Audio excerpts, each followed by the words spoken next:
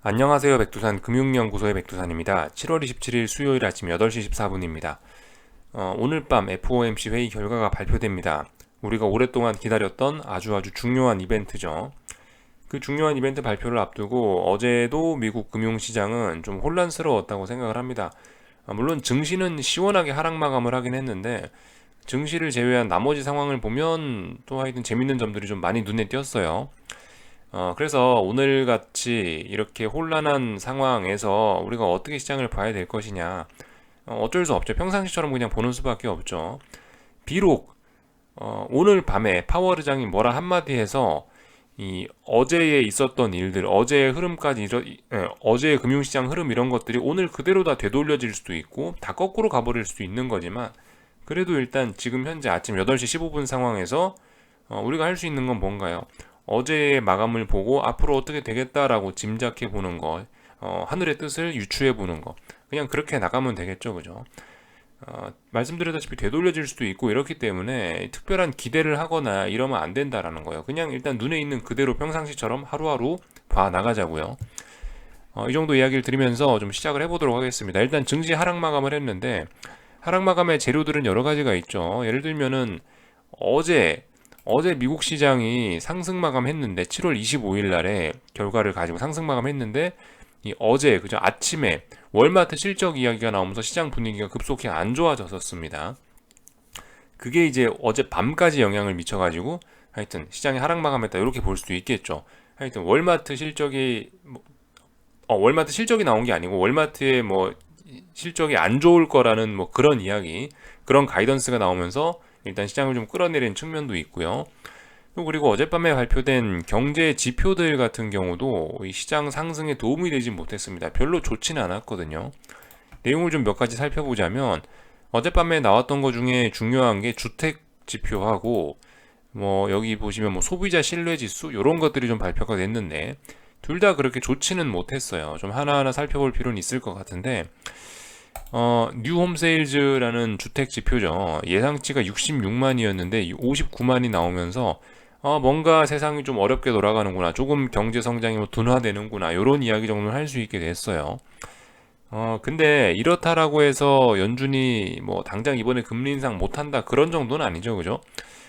통화 정책에 영향을 미칠 만큼은 아닌 것 같아요. 어쨌든 약간 경기가 둔화되고 있으나 미국 경제는 뭐 그럭저럭 괜찮다라고 봐줄 수 있는 정도의 숫자인 것 같아요.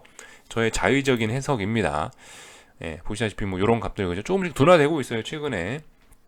근데 뭐 둔화폭이 뭐 엄청나게 크다거나 뭐 딱히 아직까지 일단 그런 이야기 못 하겠습니다. 이런 모습입니다. 소비자 신뢰지수 같은 것들을 보시면은 이것도 약간 둔화되고 있긴 해요. 예상치가 97이었는데 95입니다. 조금씩 경기가 좀 어려워져 가고 있다. 뭐 이런 신호 정도로 받아들일 수 있는데 그렇다고 이게 당장 뭐 대공황이 온다 이런 건 아니죠. 그러니까 조금씩 둔화는 되지만 여전히 미국 경기는 뭐 튼튼하다 이렇게 볼 수 있지 않을까요? 그렇다고 어제 나온 값들 뭐 지난주 이번 주까지 해서 나온 결과들이 100bp 인상을 지지하는 그런 모습은 일단 아니죠.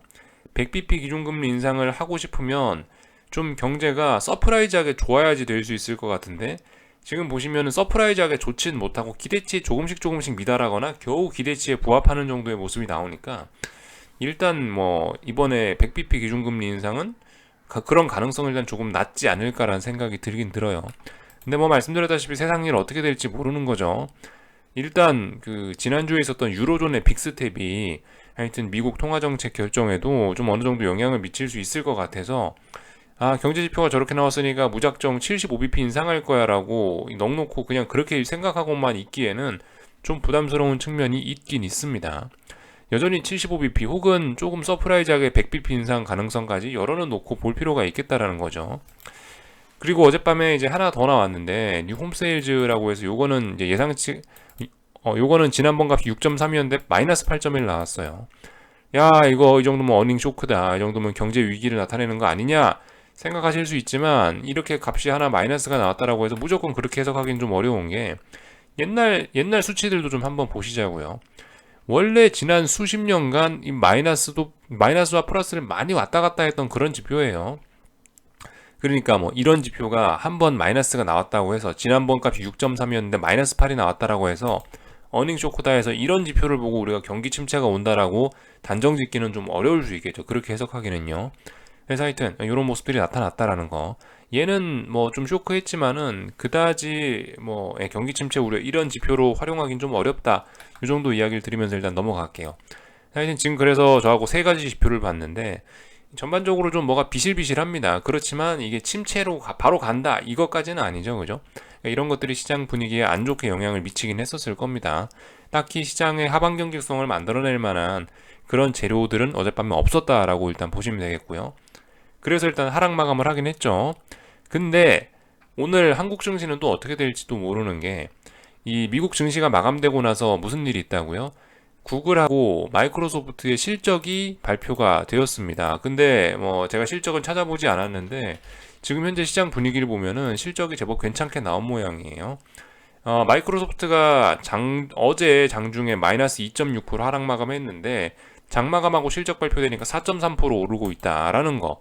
이런 거 보시면 아시겠죠? 실적이 잘 나왔으니까 저런 반응이 나오겠죠. 혹은 구글도 비슷하더라고요. 구글 같은 경우도 어젯밤엔 2.3% 하락했지만 오늘 장 마감하고 실적 나오고 나서 4.3% 상승이다라는 거 확인할 수가 있겠습니다. 뭐 괜찮았으니까 저렇게 나온 거겠죠. 그래서 지금 현재 미국 선물 시장 같은 경우는 이 S&P고 나스닥이고 간에 지금 둘 다 어제의 낙폭을 많이 회복하고 있는 이런 모습이긴 합니다. 그러니까 이런 점이 마이크로소프트와 이 구글의 실적이 오늘 아시아장에도 긍정적인 영향을 미칠 수 있겠구나라고 생각할 수 있겠죠. 그래서 오늘 한국 시장은 저는 모르겠어요. 미국 증시, 미국 본장 자체는 하락 마감했으니까 안 좋을 수 있다 생각할 수 있지만 장 마감하고 나온 기업의 실적 발표들이 좋게 나와서 IT 빅테크 기업들이 급등하고 미국 선물이 급등하는데 어떻게 영향을 주고받을 것인가? 전 도무지 모르겠다라는 거죠. 지지와 저항 체크하시면서 보시면 되겠죠. 오늘도 뭐 해야 됩니까? 어제 일단 선물이 320, 코스피 선물이 320 돌파 한착했으니까 오늘은 이제 위쪽으로 이제 탄력적으로 올라갈 수 있는 날이란 말입니다. 탄력적으로 올라갈 수 있는지 여부. 그리고 321.7자리가 저항이죠. 321.7자리를 넘어갈 수 있는지 여부. 이런 거 체크하시면 되겠습니다. 오늘은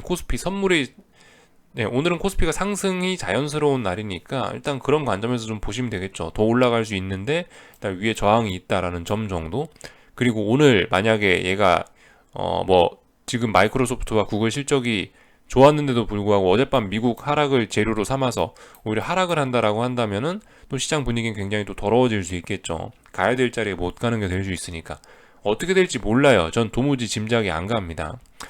이 정도 점들 생각해 볼 수가 있겠습니다.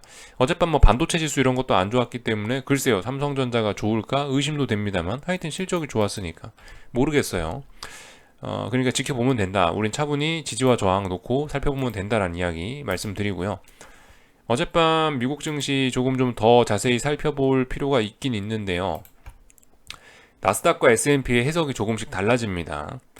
S&P를 좀 먼저 살펴볼까 하는데 S&P는 지금 중요한 자리가 3,900이라고 이야기를 해드렸죠.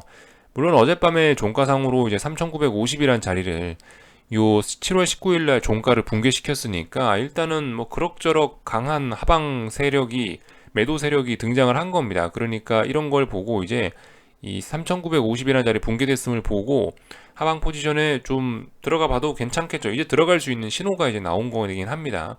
근데 여전히 강하긴 강해요. S&P하고 나스닥의 차트가 좀 달라진 점이 있는데 이 3,900이라는 자리가 사실 진짜 중요하죠. 원래 3,900 붕괴가 되진 않았단 말입니다. 그러니까 3,900에서 지지하면서 다시 올라오려고 할 수도 있는 거예요. 그러니까 다소 숏배팅 할 수 있긴 한데 좀 부담스럽긴 합니다. 이게 아주 강력한 매도세가 등장한 건 아니죠.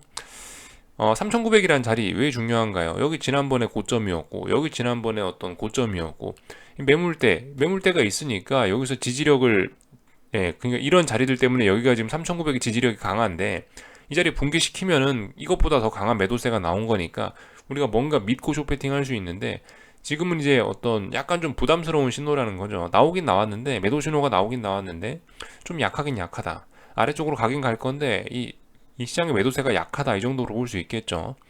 근데 아무튼 할 수는 있다고요. 그죠? 3,950이 붕괴됐으니까 심상치는 않네 생각하고 일단 할 수는 있다고요.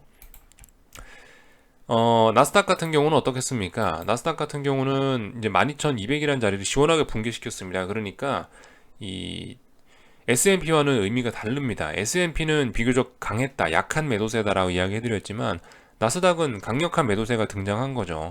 어젯밤 12,200을 강하게 붕괴시키면서 지금 어떤 모습이 나왔냐? 여기 있는 고점 덩어리, 여기 있는 고점 덩어리를 붕괴시켰잖아요.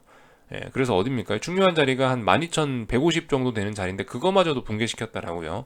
그래서 여기 있는 직전 고점 자리들까지 붕괴시켰으니까 강력한 매도세가 등장한 거예요. 이제 우리는 이걸 믿고 이제 좀 강력하게 반등시 매도 전략을 해볼 수는 있을 겁니다. 그래서 지금 아무튼 마이크로소프트와 애플 실적, 아니 마이크로소프트와 구글 실적 등으로 인해서 일단 나스닥이 뭐 지금은 상승 중일지 모르겠는데 제 생각엔 오늘 밤엔 그래갖고 해야 될 일이 뭐다? 12,200에 대한 저항 테스트를 아마 오늘 밤에 하지 않겠습니까 싶습니다. 나스닥이요. 그리고 S&P 같은 경우는 뭐겠어요? 3,900에 대한 지지력 테스트를 할 것 같습니다. 라고 이야기를 해드리겠습니다. 그러니까 어젯밤 둘 다 하락 마감하긴 했어요. 나스닥과 S&P가 양대 지수가 둘 다 하락 마감하면서 증시는 안 좋은 분위기를 보인 게 맞긴 맞는데 이 S&P와 나스닥의 분위기 자체가 좀 확 다르긴 한 겁니다. 든든한 지지선을 깔고 있는 S&P와 든든한 지지선을 왕창 붕괴시켜버린 나스닥, 해석이 좀 달라져야 될 수 있겠죠.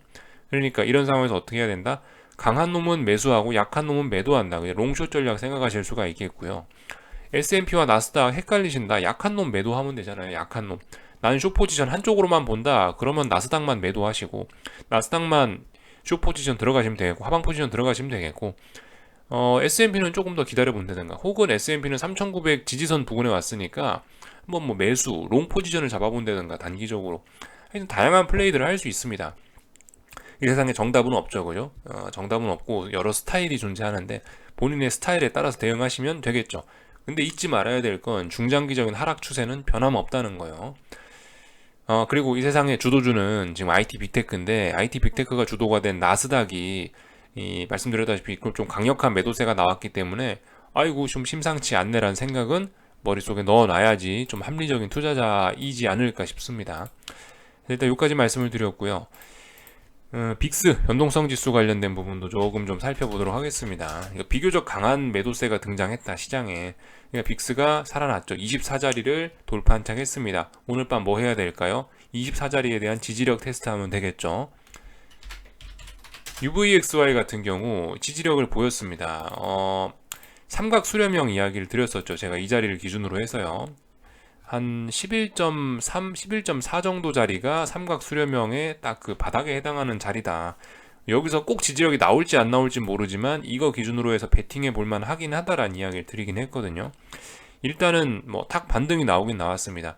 반등해야 될 자리에서 일단 반등이 나왔으니까 오늘 밤 어제의 양봉을 믿고 이제는 이걸 기준으로 이제 베팅해 볼 수 있겠죠. UVXY 매수해 볼 만한 근거가 생기긴 생겼습니다. 다만 중요한 건 뭐예요? 어제의 양봉이나 혹은 이 중요한 지지선을 붕괴시키면 이건 이제 더 이상 UVXY 쳐다보면 안 되겠죠. 이 라인과 어제의 양봉의 기운을 지키는 선이라면은 계속 매수 잡아봐도 되는 게 이런 걸 지켜준다면 계속 매수 생각해 볼 수 있겠죠. UVXY 매수 생각해 볼 수 있을 겁니다. 이거 계속 말씀드리지만 상품 구조 복잡합니다. 이해 안 되시면 하시면 안 돼요. 그리고 어제 안 그래도 좀 좋은 질문 주신 분이 계시긴 했는데 UVXY 같은 경우는 사실 이제 제가 이제 그냥 기술적으로 삼각 수렴형입니다 이렇게 이야기는 하긴 합니다만은 이런 해석에 대해서 좀 못마땅하게 보시는 분들도 굉장히 많긴 해요. 왜냐면은 이게 상품 구조가 독특하긴 하거든요. 이게 파생 상품하고 연계가 되어 있기 때문에 뭐 롤오버 뭐 이런 것도 있고 만기도 있고 이렇기 때문에 이게 우리가 일반적으로 선물 차트나 뭐 일반적으로 주식을 해석하듯이 이렇게 일방적으로 뭐 선을 긋고 해서 기술적으로 해석하는 게 가능하냐. 좀 이제 그런 부분에 대해서 의문을 제기하시는 분들이 계시는데 충분히 어쨌든 합리적인 의문 제기라고 생각합니다. 이거 그죠 상품 구조가 독특하기 때문에 단순히 이렇게 일반적인 줄긋기로는 해석하기 어렵다라는 것도 전 충분히 받아들일 수 있긴 하다고요. 그게 논리적인 생각이고 합리적인 뷰라고요. 근데 일단은 저의 스타일은 그렇습니다. 저의 스타일은 이게 안에서 어떤 상품 구조를 가지고 있던 간에 이 상품을 움직이는 메인 세력이 있을 거 아닙니까? 그 세력분들은 어쨌든 똑같이 차트를 만들어 가긴 할 거예요. 얘 상승시키고 싶으면 지지력을 만들어 놔야 상승을 시킬 거 아닙니까? 그리고 얘를 죽이고 싶으면 어딘가에 저항을 쌓아야 얘를 죽일 수 있을 거예요. 그냥 저는 일단 그래서 이런 측면에서 그냥 편안하게 해석을 하고 있습니다. 보시다시피 일단 반등 나와야 될 자리에서 일단 반등 나오기도 하고요.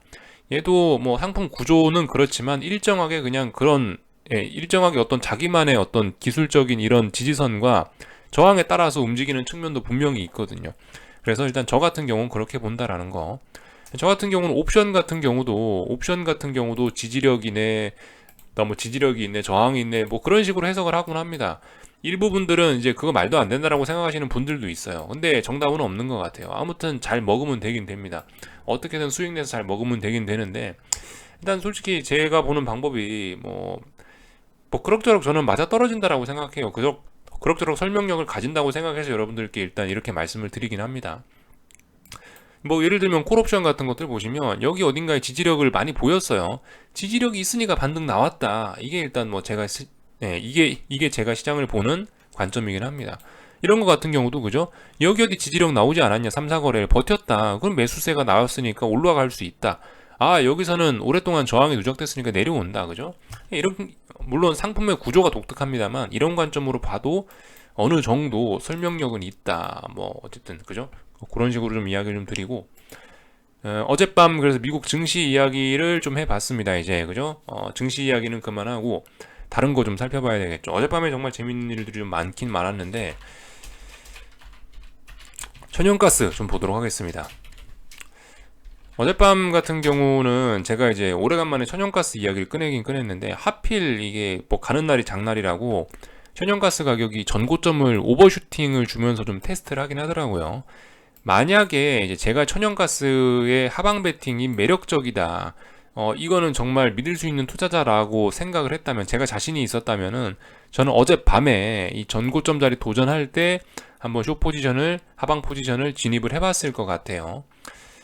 아무튼 지금 굉장히 중요한 자리일 수 있습니다. 천연가스 가격에 있어서 굉장히 중요한 역사적인 변곡 자리가 될 가능성이 있는 자리입니다.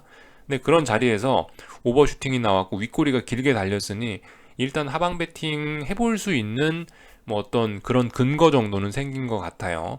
그래서 중요한 자리는 이제 여기 넘어가면 안 됩니다. 9.3 다시 넘어가면 안 돼요. 종가상으로 9.3 돌판착하면 안 돼요. 9.3 아래에 있다면 일단은 저는 이 윗꼬리를 기준으로 해서 계속 일단 하방 베팅 해볼 수 있다는 생각을 일단 가지고 보도록 하겠습니다. 그래서 어젯밤에 정말 엄청난 일들이 있었죠. 그죠? 천연가스가 급등했다가 급락하면서 변곡의 신호일 수도 있다라는 점을 좀 보여줬고요. 그리고 여러분들 지금 이게 그 기름값이나 가스값 이런 게 단순히 어떤 투기적인 측면으로만 보기가 어려운 게, 이거 같은 경우는 정말 세상의 움직임을 크게 바꿀 수도 있다고요. 예를 들면 국제유가가 하락해버리면 러시아와 우크라이나의 평화가 빨리 찾아올 가능성이 상당히 높아질 수도 있다는 거, 그죠? 그런 점들이 인플레에 영향을 미칠 수 있고, 또 그리고 국제유가나 천연가스 같은 경우 어떤 경기 침체 우려나 이런 거를 반영하는 대표적인 원자재 가격들일 수 있기 때문에, 그죠? 저런 가격들을 보는 게 중요하긴 해요. 근데 일단 어젯밤에 급등하던 천연가스조차 어떤 변곡의 가능성이 있지 않냐라는 이야기를 할 정도로 좀 독특한 모습이 나왔으니까 우리가 좀 한번 좀 주목해 볼 필요가 있을 것 같긴 해요. 물론 천연가스에 베팅하지 않더라도요, 어떤 기술적인 차원에서 공부를 한다는 차원에서도 이런 걸 보는 거는 굉장히 값진 경험일 거라 생각합니다. 좀 잘 보셨으면 좋겠고요. 투자 안 하더라도. 국제유가 같은 경우는 어젯밤에 그죠, 천연가스의 영향이었던 것 같아요. 국제유가도 어젯밤에 2% 넘게 상승하다가 1.7% 하락 마감을 했네요. 그래서 지금 보시면 7월 22일 날 하루, 그리고 어젯밤 7월 26일 날 하루, 이렇게 해서 95달러를 2거래일 연속으로 종가상으로 붕괴를 시켰습니다.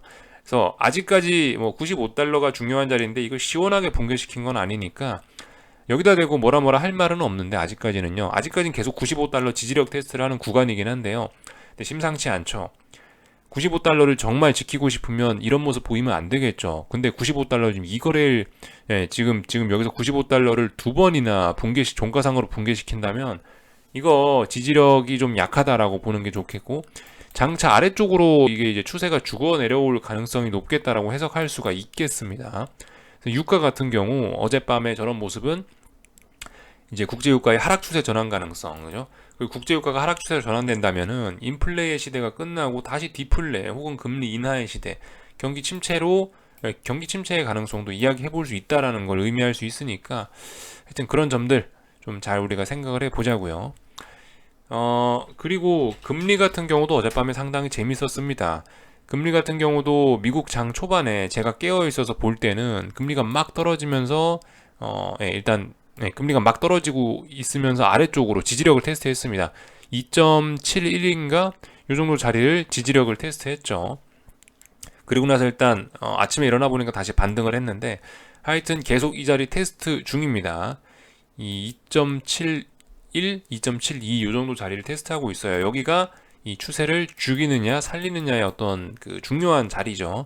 이 자리에 대한 테스트 들어가고 있는데 일단 어젯밤 상승한 걸 보니 당장 죽일 생각은 좀 일단 없어 보이는구나 싶긴 합니다. 그러니까 아무튼 아직 이 싸움 결과가 안 끝났다라고 봐요. 국제유가나 이 금리나 어떤 경기 침체 가능성을 알아볼 수 있는 그런 중요한 지표들이라고 전 보고 있는데 이런 지표들의 중요한 지지선 95달러와 2.71 요런 자리를 놓고 지금 시장이 아직 피 터지게 싸우고 있는 이런 모습입니다. 그래서 뭐 아직까지 그리고 더군다나 오늘 밤에 FOMC 회의까지 있기 때문에 제가 뭐 여기다 대고 뭐라 할 말은 없지만 어젯밤 이 금리라든가 뭐 원자재 시장이라든가 이런 친구들이 움직임이 상당히 격렬했다라는 거, 그만큼 시장이 뭐 혼조하다 이렇게 이야기할 수 있는 그런 근거라고 해서 제가 보여드렸습니다. 달러 인덱스 같은 거 살펴보자면 어젯밤에 일단 뭐 반등을 했죠. 그래서 일단은 어젯밤에 양봉 한 방으로 아래쪽으로 축축 처지던 달러 인덱스가 새로운 국면을 맞이할 수 있다는 가능성이 열렸죠.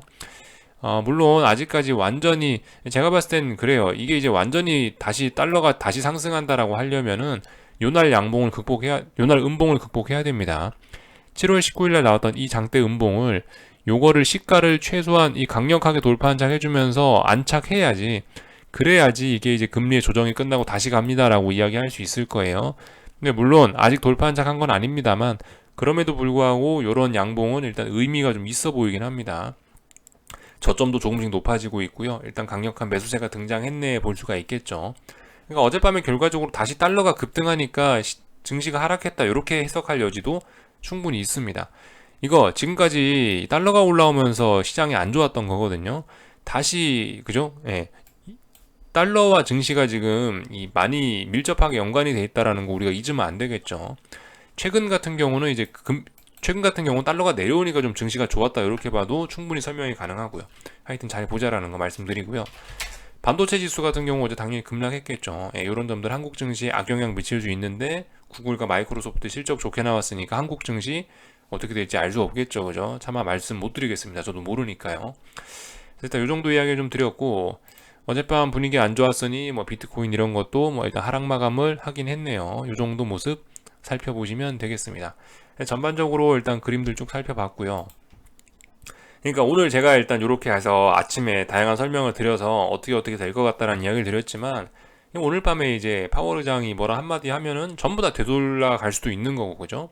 그러니까 어떻게 해야 된다? 방금 제가 보여드렸던 것처럼 나스닥은 약하네요. S&P는 그래도 좀 중요한 라인 위에 있으니까 강하네요. 보이는 그대로 보시고 대응하시는 게 맞긴 맞겠죠. 이 정도 설명을 좀 드려놨고, 그죠? 아직 한국 증시 개장하지 않았네요. 뭐 지나치게 크게 갭상승한다거나 지나치게 크게 뭐 개파락한다거나 우리 이런 거 쫄 필요 없습니다. 그죠? 어디가 저항이다? 선물 320일이 일단 저항이고, 근데 어제 320을 돌파 한착했으니 더 갈 수 있다 봐주시면 되겠죠. 삼성전자 같은 경우는 62,000원이 저항입니다. 그죠? 62,000원 돌파 한착하면 탄력적으로 더 상승할 수 있어요. 뭐 64,000원 정도까지도 올라갈 수 있습니다. 이번에 62,000원만 잘 돌파 한착하면 64,000원 터치도 문제는 없어요. 그렇지만 이제 여기서 이제 만약 오늘 밤에 여기서 만약에 뭐 오늘 꺾이고 이런 식으로 해서 66,000원짜리 중요합니다. 66,000원 붕괴되면 62,000원부터 쌓였던 게 전부 다 악성 매물이 되면서 아래쪽으로 방향성 꺾일 수 있겠죠. 62,000원 테스트 이런 거 지켜보시면 될 것 같아요. 그래서 뭐 특별히 더 이상 드릴 이야기는 없고 여기쯤에서 마치겠습니다. 궁금한 거는 리플 남겨주시고 오늘 저녁에 뵙도록 하겠습니다.